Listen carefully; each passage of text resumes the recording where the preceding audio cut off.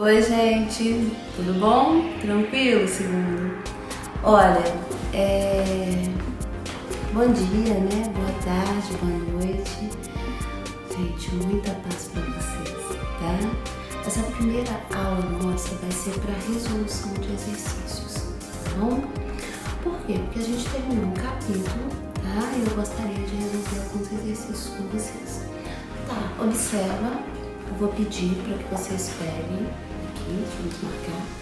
É a apostila do site de vocês que eu estou usando, tá? É o livro 2, tudo bem? Livro 2, segundo ano livro 2, tá? E eu vou fazer os exercícios com vocês na página 59, o exercício. Na verdade, nós vamos começar o exercício na página 59, tá? Nós vamos fazer o praticando. Eu sempre gosto de fazer o praticando, por quê? Porque o livro do SAI, ele sempre traz os resolvidos, né, que são esses rosinhas aqui, e os resolvidos, ele já tem a explicação, a resposta para vocês. Aí depois ele vem com o desenvolvendo habilidades. E o desenvolvendo habilidades, ele vem com um QR Code aí, em que você tem acesso a essas respostas e a explicação das respostas. O praticando, no entanto, ele fica na nebulosa aí. Então eu sempre gosto muito de resolver o praticando com vocês, e é isso que nós vamos fazer. Então, para me acompanhar nessa videoaula de hoje, por favor, pega a apostila, abre na página 59, pelo menos a minha 59, e vamos fazer os exercícios, tá? Então eu vou começar lendo o que tá aqui, você pode me acompanhar na leitura do exercício 1, tá? Sentado no banco do jardim, Amaro leu os seus poetas. As folhas da árvore lhe dão sombra, desenham arabescos móveis nas páginas do livro. O jardim é uma festa. Passa no ar uma borboleta amarela, como uma folha de papel de seda levada pelo vento. Um besouro zumbe em torno de um canteiro. Uma rosa se despetala lentamente e as pétalas rolam para o chão. Há pelos canteiros verdes de todas as matizes. As glicínias perfumam o ar. Porém, entre a relva se arrastam insetos minúsculos de asas coloridas. Amaro fecha o livro e olha o jardim. Por que será que lhe vem à memória a imagem de Clarissa? Clarissa é parte integrante deste jardim florido e luminoso. Clarissa é como a relva veludosa, como as glicínias, como as margaridas, como as rosas. Amaro recorda com amargura que sua adolescência sentiu passar pela sua frente raparigas em flor, sem sequer levantar os olhos dos livros em cuja leitura mergulhava. Elas cantavam e riam, Elas cantavam e riam ao sol.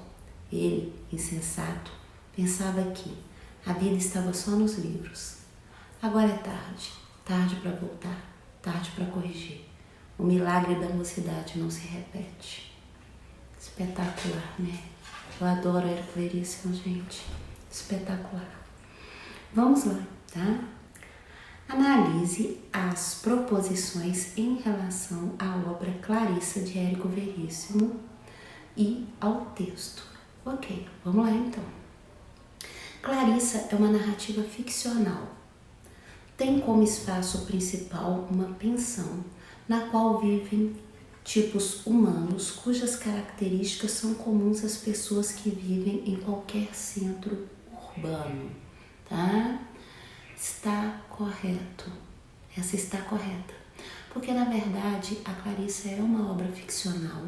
Ela não é biográfica nem nada disso, ok? E ela vai contar a história da Clarissa que se muda para a capital, vamos dizer assim, tá? E vai morar nessa pensão aqui, né? E nessa pensão ela vai conhecer vários tipos, tá? Bom, devo te dizer que Érico Veríssimo, ele é pertencente à segunda fase moderna. A segunda fase moderna vai de 1930 a 1945, tá? Então é mais ou menos essa época aí que essa história é narrada. Vou ser bem precisa para você porque essa é a data 1930. Então a primeira tá certa. Se a primeira tá certa, né? Vamos para a 2. Em Clarissa é música e é poesia. Ocorre a figura de linguagem metáfora. Gostaria que vocês observassem no texto, tem uns numerozinhos bem pequenininhos perto das palavras, tá vendo? Ok? Então, por exemplo, quando vir e falar referência 1 aí, é porque essa referência 1 tem um número bem pequenininho em cima, em que você vai associar, né? Quando ele vira e fala Clarissa é música e é poesia, observa, ele está fazendo uma comparação subjetiva de Clarissa, tá? Então, realmente uma metáfora, a 2 está correta, certo? Vamos lá, 3. Na narrativa, Ondina e Nestor são amantes e quando o marido de Ondina, Barata, descobre que a esposa o traiu, ocorre uma tragédia na pensão de Dona Eufrazina. Essa é a 3. Ok, na verdade, Ondina e Nestor são amantes sim na obra, tá? No entanto, toda a vida, contudo, não ocorre nenhuma tragédia. Não é muito uma característica, digamos assim, da segunda geração ter essa questão de tragédia, de morte, lavar honra. Então tá errada essa aí, tá? Ok? Depois, nós vamos para a 4. A palavra destacada em A Vida Só nos Livros é morfologicamente um adjetivo e passando da oração para o plural, o adjetivo também será flexionado. Sós. Ok. Não tem nem jeito, gente, mas vamos lá, né? Ocorre o seguinte, a palavra sós, nesse caso, a gente não vai passar ela para o plural, né? A vida é só nos livros. Esse só é um advérbio, no sentido de apenas, tá? Então, ele não vai para o plural de jeito nenhum. Então, a 4 está errada. A 5, ele insensato pensava. Os travessões podem ser substituídos por vírgulas e ainda assim manter a correção do texto quanto à pontuação. Sim, tudo bem? Vocês viram na aula de pontuação que, né, o travessão pode substituir os parênteses e a vírgula também. Então, a 5 está certa. Então, a certa é a 1, a 2 e a 5. 1, 2 e 5, resposta letra C. Tá bom? Ok. Vamos para a próxima questão. O engraçado é que a próxima questão minha está escrito questão 1, mas é a 2. Creio que seja a 2. Vamos lá. É isso mesmo. Vamos lá. O horizonte a 1 centímetro, tá? Há cidades como o Rio de Janeiro em que, ao abrir uma janela, pode-se enxergar o infinito. Ou não, já que ele é o infinito. O mar está à nossa frente e ao fundo as montanhas surgem umas por trás das outras, mas não se vê onde termina. Pois com toda essa imensidão ao nosso alcance, preferimos trazer o horizonte para os 5 centímetros do rosto. Essa é a distância entre os olhos e o visor dos smartphones e similares que as pessoas carregam consigo. E de que não se desgrudam nem para atravessar a rua, levam a comida à boca ao dirigir o carro. O risco de cair no bueiro, espetar o garfo na bochecha ou bater num poste não faz com que tentem se livrar desse jugo. Mais forte do que todas as formas de escravidão, a que o ser humano foi submetido nos últimos 2000 anos.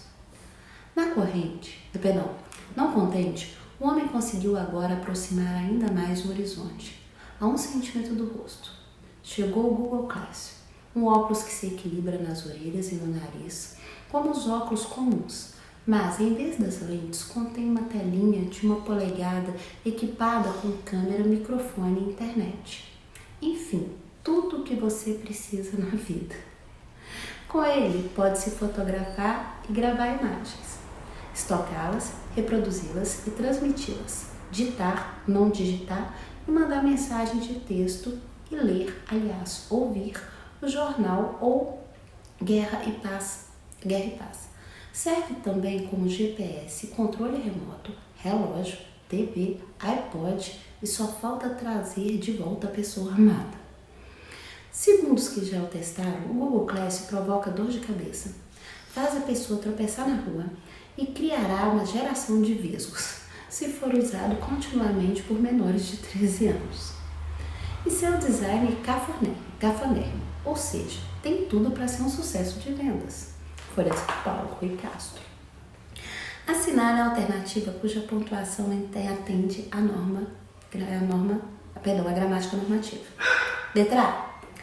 No Rio de Janeiro, vírgula, Santos ou Fortaleza, as duas vírgulas estão certas aí, tudo bem?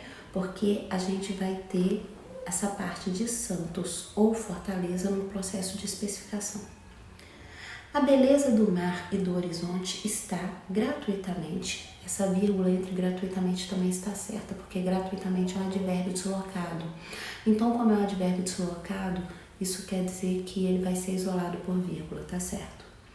Disponível para todos nós, ponto e vírgula, ok. Observa que a gente usou ponto e vírgula, por quê? Porque a gente teve uma frase central utilizando vírgula, então agora a gente vai separar as orações, né, por ponto e vírgula. No entanto, preferimos limitar a nossa interação com o mundo aos poucos centímetros que separam nossos olhos dos smartphones e similares. Na letra A não há nenhum erro, nada. Todas as pontuações foram colocadas de forma correta. Sendo assim, tá? A A está errada. Ou errada não. A A está correta. Está certíssima. Tá bom? Ok?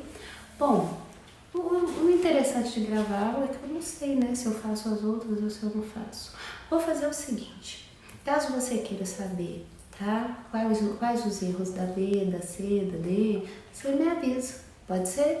E aí eu te falo, tá? Ok? Vamos lá então, tá? Questão do ITA, 2013, né? Edson não conseguia se concentrar de jeito nenhum. Tinha sempre 2 ou 3 empregos e passava o dia indo de um para o outro.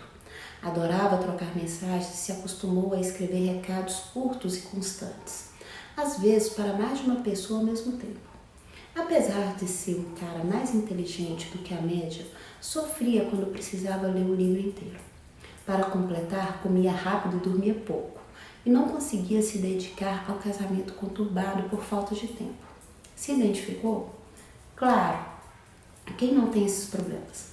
Passar horas no Twitter ou no celular, correr de um lado para o outro e ter pouco tempo disponível para tantas coisas que você tem que fazer são dramas que todo mundo enfrenta. Mas esse não é o mal do nosso tempo. O rapaz da história aí de cima era ninguém menos que Thomas Edison, o inventor da lâmpada. A década era de 1870 e o aparelho que ele usava para mandar e receber mensagens, um telégrafo. O relato que está em uma edição de 1910 no jornal The New York Times conta que quando Edison finalmente percebeu que seu problema era falta de concentração, parou tudo. Se fechou em seu escritório e se focou em um problema de cada vez. A partir daí, produziu e patenteou mais de 2.000 invenções. Super interessante, diz ela Blanc. O emprego da vírgula no trecho. A década era 1870 e o aparelho que ele usava para mandar e receber mensagens, um telégrafo. É semelhante em... Ok, vamos lá, frase A, tá?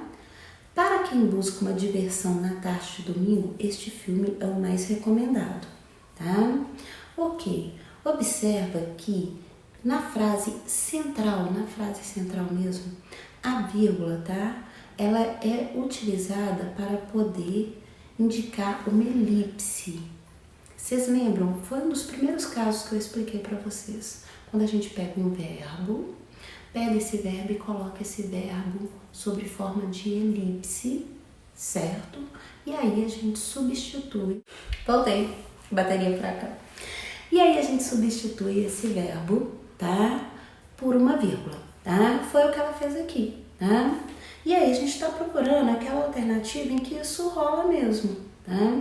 Então observa, por exemplo, a letra C, tá? O professor de desenho prefere os alunos criativos e o de lógica. os ousados na teoria.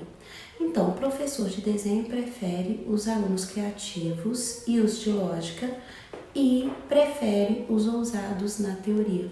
Observa, a gente omitiu o verbo preferir. E aí a gente substituiu esse verbo preferir por uma vírgula, que é o mesmo caso da frase em negrito. Então é por isso que a resposta é a letra C. Tudo bem? Letra C. Justamente pela elipse do verbo que a gente pode substituir por vírgula. Gente, se eu tô falando as teorias aqui, tu tá meio assim, gente, é muita teoria, eu vou te dar um conselho. Volta lá na aula, tá? A aula de pontuação é um pouquinho grande, são 3 partes, eu sei, tá? Mas mesmo assim vale a pena, tá? Ou qualquer coisa me manda uma mensagem que aí eu te explico, tá? Beleza, vamos lá. Questão da Unesp. A vírgula no vestibular de português, tá? Mas esta não é suficiente, porque as respostas não satisfazem. E por isso surgem as guerras. E muitas vezes ele não se adapta ao meio que vive, pois o homem é um ser social. Muitos, porém, se esquecem que a sociedade deve, pois, lutar pela justiça social. O que é que você acha de quem virgula assim? Você vai dizer que não aprendeu nada de pontuação, quem semeia assim as vírgulas, nem poderá dizer outra coisa. Ou não lhe ensinaram, ou ensinaram e ele não aprendeu. O certo é que ele se formou no curso secundário, lepidamente, sem maiores dificuldades, mas a vírgula é um objeto não identificado para ele. Para ele? Para eles. Para muitos eles, uma legião. Amanhã serão doutores e a vírgula continuará sendo um objeto não identificado. Sim, porque os 3 ou 4 mil menos fracos ultrapassaram o vestíbulo, com vírgula ou sem vírgula. Que a vírgula, convenhamos, até que é um obstáculo meio frágil, um risquinho. Objeto não identificado? Não. Objeto invisível a olho nu. Pode passar despercebido até muito olho de lince de examinador. A vírgula, ora, direis a vírgula. Mas é justamente essa miúda coisa, esse risquinho, que maior informação nos dá sobre qualidade de ensino da língua escrita. Sobre o ensino do cerne, mesmo da língua, a frase, sua estrutura, composição e decomposição. Da vírgula que se pode depreender a consciência, o grau de consciência que tem quem escreve do pensamento e de sua expressão. Do ir e vir do raciocínio, das hesitações, das interpenetrações das ideias, das sequências, interdependências e linguisticamente da frase da sua constituição. As vírgulas erradas, ao contrário, retratam a confusão mental, a indisciplina do espírito, o mau domínio das ideias e do fraseado. Na minha carreira de professor, fiz muitos testes de pontuação e sempre ficou clara a relação entre a maneira de pontuar e o grau de quociente intelectual. Concluo que os exercícios de pontuação constituem um excelente treino para desenvolver capacidade de raciocinar e construir frases lógicas e equilibradas. Quem ensina ou estuda a síntese, que é a teoria da frase, ou tratado de constituição, como diziam os gramáticos antigos, forçosamente acaba na importância das pausas, cortes, incidências, nexos e etc. Elementos que vão se espelhar na pontuação quando a mensagem é escrita. Pontuar bem é ter visão clara da estrutura do pensamento e da frase. Pontuar bem é governar as rédeas da frase. Pontuar bem é ter ordem no pensar e na expressão. As frases a seguir correspondem às tentativas de corrigir o erro de ponto de virgulação apontado por Celso Pedro Luft na série de exemplos que apresenta. As frases em que o problema de virgulação foi resolvido adequadamente estão contidas em 1. Porque as respostas não satisfazem, ok? Observa que não há erro nenhum de pontuação, porque realmente não tem que ter pontuação nessa frase aqui. Enquanto na linha 2 do texto, ele coloca porque as respostas não satisfazem, quer dizer, ele isola por vírgula as respostas sem necessidade. Então a correção... Então, gente, meu telefone tocou, tá? Tô voltando. A dois, e por muitas vezes eles não se adaptam ao meio que vivem. Então, esse muitas vezes aí é entre vírgula sim, tá? Agora, por que que ele fica entre vírgula? Porque muitas vezes é um advérbio deslocado, tá? Então, a gente já separa ele por vírgula aí, né? Então, a 2 está certa. Vamos para 3. Pois o homem é um ser social. Não, a gente não separa o verbo ser por vírgula, não, tá? Aliás, a gente não separa verbo sujeito de jeito nenhum, ainda mais o verbo ser. Então, a 3 está errada. A 4. A sociedade deve, vírgula, pois, vírgula, lutar pela justiça social. Tá certíssima. Por quê? Porque isso é um conectivo de conclusão. E no meio da frase ele vai ser isolado por vírgula. Então, a certa é 1, 3 e 4. A resposta é a letra D, tá? Vamos fazer só mais uma, tá? Porque eu sei que você tá cansado, né? Mentira, você tá com sono nessa altura, né, gente? Vamos lá. Leia esse trecho do diálogo. Chicó. Que informação foi essa de dizer que o cachorro era do Major Antônio Moraes? João Grilo. Era o único jeito do padre prometer que benzia. Tem medo da riqueza do Major que se pela. Não viu a diferença? Antes era que maluquice, que besteira. Agora não vejo mal nenhum em se abençoar as criaturinhas de Deus. Levando em consideração o fato de que essa obra pertence ao gênero dramático, redija um texto explicando as funções das aspas no texto transcrito.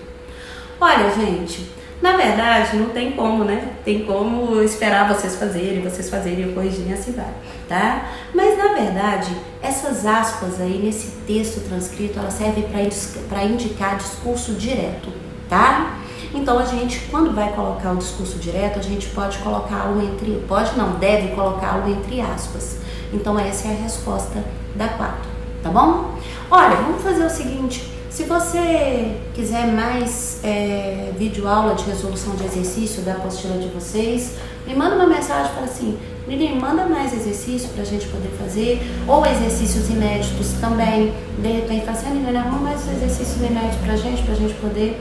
Ah, uma coisa também que eu tava querendo muito fazer, até o dia 16, se eu não me engano, eu acho que é isso mesmo, vocês têm a bateria de exercícios para poder me entregar, né, de pontuação, né? Beleza, aí depois do dia 16 eu tava querendo ou gravar uma videoaula ou abrir uma live com vocês para eu poder explicar a resolução dos exercícios. Eu queria saber o que vocês pensam, o que vocês acham, tá bom? No mais, gente, então, próxima aula que tá aí, tu vai gostar, tá? Espero que sim, né?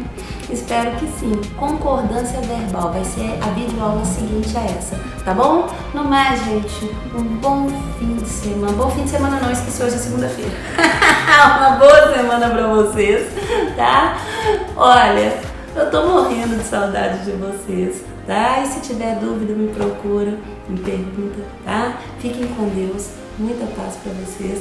Até a próxima videoaula daqui a pouco, tá bom? Beijo, tchau, gente!